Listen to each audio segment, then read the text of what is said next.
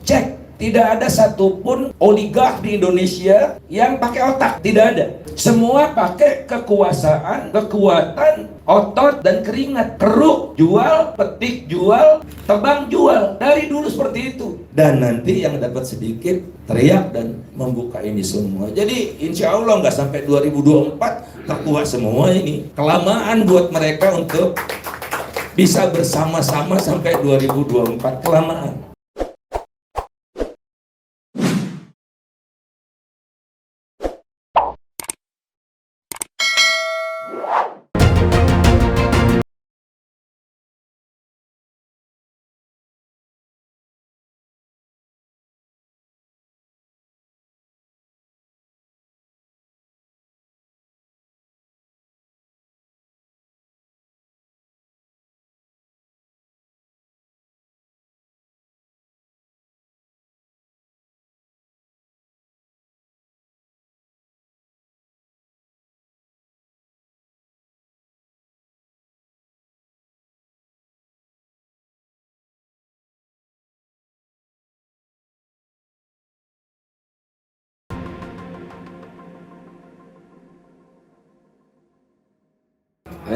Teman-teman sekalian, Assalamualaikum warahmatullahi wabarakatuh. Sumpah Pemuda, ikrar pertamanya kan satu tumpah darah tanah air Indonesia. Nah, penggunaan istilah tanah air itu menunjukkan itulah kultur Indonesia sebagai negara maritim. Negara maritim itu siap bersaing, dia terbuka, dia selalu berhubungan dengan negara masyarakat dari negara lain dalam bentuk perdagangan. Tapi Jokowi mengingkari janjinya. Dia pidato di kemenangan pertama, kita tidak boleh lagi memunggungi laut. Jadi ini menurut saya pengingkaran. Sumpah Pemuda ini adalah ingkarnya Jokowi terhadap ikrarnya sendiri menjadikan laut sebagai puncak budaya Indonesia, jati diri Indonesia. Nah, digantikan oleh budaya anti persaingan. Jadi para oligark itu paling takut terhadap persaingan, karena mereka tidak biasa bersaing. Batu bara mana ada persaingan, sawit mana ada persaingan, timah, tembaga, nikel, nggak ada persaingannya. Bangun ibu kota nggak ada persaingan. Jadi mereka terbiasa untuk menikmati rente dari bisnis kroni kapitalisme itu. Cek, tidak ada satupun oligark di Indonesia yang pakai otak, tidak ada. Semua pakai kekuasaan, kekuatan, otot, dan keringat. Keruk, jual, petik, jual, tebang, jual. Dari dulu seperti itu. Dan orangnya masih itu-itu saja. Dulu Prayogo Pangestu menggunduli hutan Indonesia, sekarang masuk ke bisnis batu bara, bisnis ke pembangkit. Tidak bisa dia membangun pabrik air mineral, nggak bisa karena harus bersaing, anti bersaing. Nah, karena anti bersaing, maka niscaya harga yang dia kenakan kepada rakyat tinggi. Anti persaingan. Akibatnya apa? Orang miskin di Indonesia tetap banyak. Itu dia. Karena daya belinya secara tidak langsung dikeruk, diperas, diambil dari kantong rakyat sehingga rakyatnya lemes terus. Walaupun jumlah orang miskin di Indonesia turun terus, penurunannya makin lambat kata Bang Syahganda tadi, betul. Namun masih ada 143 juta rakyat Indonesia yang hidupnya insecure. Apa enaknya insecure itu ya? Merasa belum aman. Besok saya makan apa ya? Dia tidak miskin, statusnya resminya tidak miskin. 52% dari rakyat Indonesia insecure. Malaysia cuma 2%. Thailand 6%. Vietnam 22%. Vietnam lebih miskin dari kita. Karena apa? Itu dia tadi, kemampuan mengeruk kapitalisme yang jahat itu tidak ada puas-puasnya kalau belum habis yang dia keruk itu. Dan dilegalisasi, ini hebatnya sekarang si oligark ini, mereka legalisasi, mereka tidak dianggap kriminal, mereka tidak dianggap korupsi, karena dibuat undang-undangnya, yang undang-undang itu mereka buat bersama-sama dengan pemerintah. Jadi secara resmi diakui bahwa Undang-Undang Cipta Kerja itu dibuat bersama-sama antara pemerintah dengan Kadin Indonesia.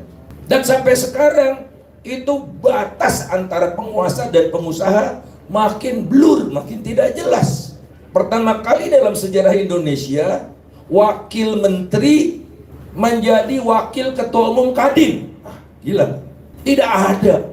Mungkin cuma Angola yang mirip Indonesia, di mana wakil presidennya jadi presiden direktur BUMN, masih lumayan lah BUMN. Kalau ini Kadin Indonesia, ketua MPR jadi pengurus teras Kadin, staf ahli eksekutif menjadi pengurus Kadin. Menyatu dia Kadin dengan kekuasaan itu, sehingga kemampuan mengeruknya semakin dahsyat. Karena mereka tidak punya modal, mereka berkongsi dengan pengusaha yang mirip-mirip mereka gitu kelakuannya dari China. Tidak semua pengusaha China itu seperti itu. Ada juga pengusaha China yang bagus. Ada BUMN China, tapi si oligark ini tidak mau bekerja sama dengan BUMN China. Maunya dengan separuh bandit dari China juga gitu. Karena mereka nggak punya modal, kan mereka modalnya otot, bukan kapital. Maka mereka merangkul China itu untuk mengeruk secepat mungkin kekayaan Indonesia itu dengan keuntungan yang luar biasa besar. Dan negara tinggal stempel, plak, sah. Maksud saya stempel gini, pengusaha China datang ke Indonesia, saya jamin kamu bisa beli bahan baku di Indonesia 20 perak. Harganya bahan baku di pasar internasional itu 80 perak. Jahat nggak? Negara melegalisir. Ini cuma produknya aja saya nggak sebut. Kalau perak-peraknya kira-kira sama. Jadi harga di pasar internasional $80, dibeli dari petambang Indonesia, orang Indonesia itu hanya $20. Sehingga pengusaha China yang benar pun mengeluh, karena tidak mungkin dia bersaing dengan perusahaan China yang beroperasi di Indonesia, yang bekerja sama dengan para oligark itu. Jadi Indonesia dijadikan provinsi kesekian dari China. Hukum Indonesia tidak berlaku di sana. Oleh karena itulah relevan kita membahas Sumpah Pemuda ini dalam konteks sekarang. Pertama, mereka sudah dapat Rp20 dari Rp80 kalau beli dari luar Indonesia. Tuh, coba hitung aja keuntungannya berapa mereka. Kemudian mereka bebas membawa pekerja, tukang las sekalipun, satpam sekalipun, tukang kebun sekalipun, koki sekalipun. Tidak perlu bayar iuran $100 per bulan yang resmi. Karena apa? Mereka dikasih visa kunjungan seperti turis. Masuknya lewat Samratulangi.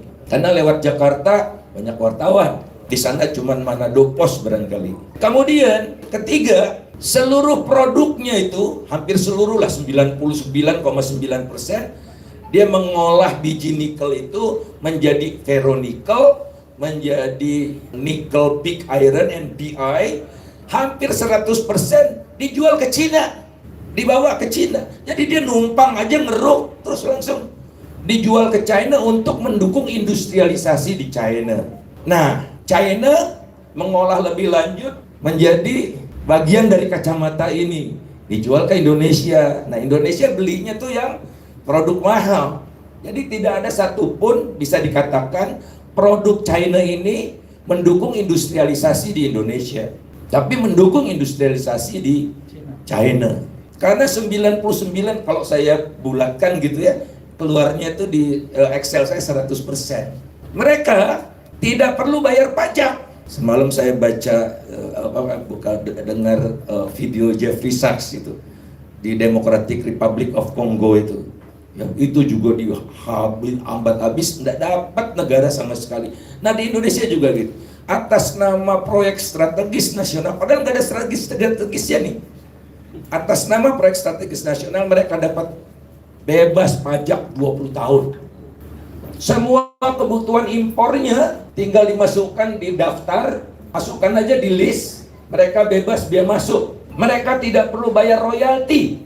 Ya, setiap sumber daya alam yang kita keruk kan kita harus bayar royaltinya. Mereka nggak bayar, karena yang bayar royaltinya petambang Indonesia. Jadi 90% lebih nilai yang tercipta itu lari ke China. dan didukung oleh para elit itu.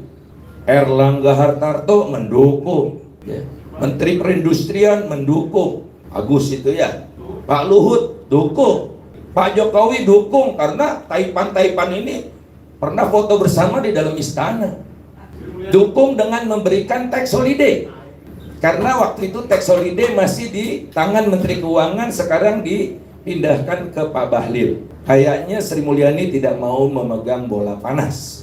Ini bola panas. Ya. Jadi alhamdulillah sekarang KPK sadar, KPK udah mulai terlepas dari siapa ketuanya, tapi kan kita lihat KPK mulai terjun ke sini dan ada informasi-informasi yang saya tidak bisa share di sini yang kian membuat saya sampai pada kesimpulan gitu bahwa mereka saling blackmailing. Jadi sesama oligark ini pegang kartu masing-masing. Lo kalau buka kartu gue buka kartu lo gitu. Jadi persekongkolannya kian kuat gitu. Nah sehingga tapi orang jahat itu nggak bisa bersekongkol lama-lama, karena orang jahat itu tidak pernah mau berbagi rata. Nanti orang yang dapatnya sedikit itu pasti membukanya. Itu kodrat, sunatullah, natural law, perilaku orang jahat ya seperti itu. Kalau orang baik ya mereka nggak melakukan hal seperti itu kan. Orang jahat itu rakus. Kalau bisa semua dia ambil, dan nanti yang dapat sedikit teriak dan membuka ini semua. Jadi insya Allah nggak sampai 2024 terkuat semua ini. Kelamaan buat mereka untuk bisa bersama-sama sampai 2024, kelamaan. Kembali saya ingin terakhir, barangkali saya nggak boleh lama-lama. Indonesia bakal jadi anggota tuan rumah G20. Karena emang ekonomi Indonesia itu nomor 17 terbesar di dunia. Jadi masuk 20 besar. Tapi Indonesia itu anggota yang penduduknya paling miskin nomor 2 selain dia. Jadi kita modal gede, tapi rakyatnya masih sengsara.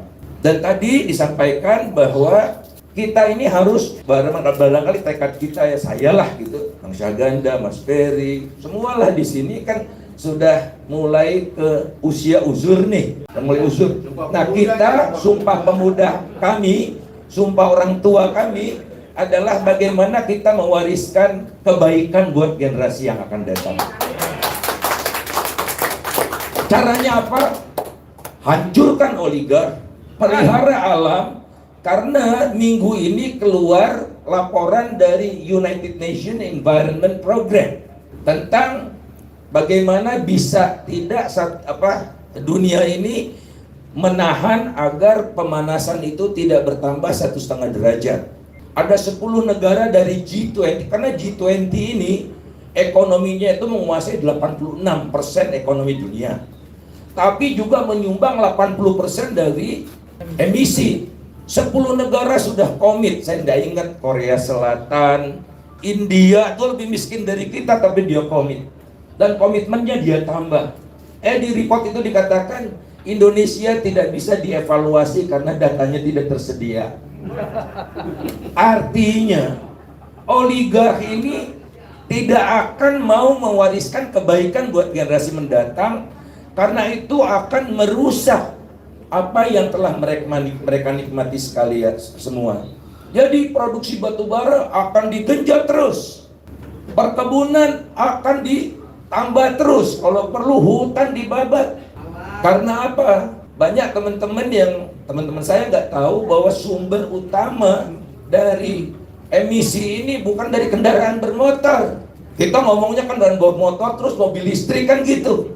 60% lebih dari emisi yang diproduksi Indonesia berasal dari AVOLU, agriculture, forestry, and land use. Nah ini oligark semua di situ.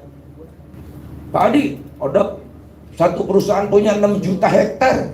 Gila, 6 juta hektar. Nah oleh karena itu, maka tidak ada kata lain bagi kita. Tugas kita adalah menyelamatkan generasi mendatang dengan membuat lingkungan tidak semakin rusak, dan sumber kerusakan itu berasal dari mereka-mereka itu. Jadi betul musuh kita adalah para oligark itu, dan oleh karena itu dengan segala cara kita harus rumuskan bagaimana melumatkan malah oligark itu. Kalau ada di sini bagian dari oligark, keluar aja sekarang. Keluar aja. Mengkhianati kita bersama. Ya, kasih kesempatan, keluar.